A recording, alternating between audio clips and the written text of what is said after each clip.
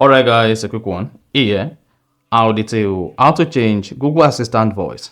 So if at the end of this you found this offer informative, please don't forget to like and then subscribe. Now to change your Google Assistant voice, all you need to do is go ahead and open the Google application. If you couldn't find it, just go ahead and search for Google. And then select Google. Once you click on that, locate and click on the profile picture at the top right. And then select settings. Now scroll down the settings page. Locate and click on Assistant Voice and Sound. Now to change your voice assistant, just go ahead and change it here. Here are the voices you. Here are the voices.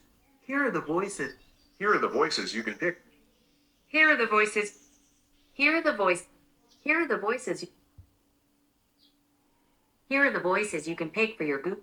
Here are the voices you can pick for your Google Assistant. Once you're done, hit the back button.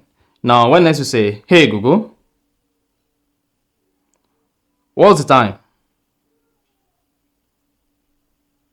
It's 8:56 a.m.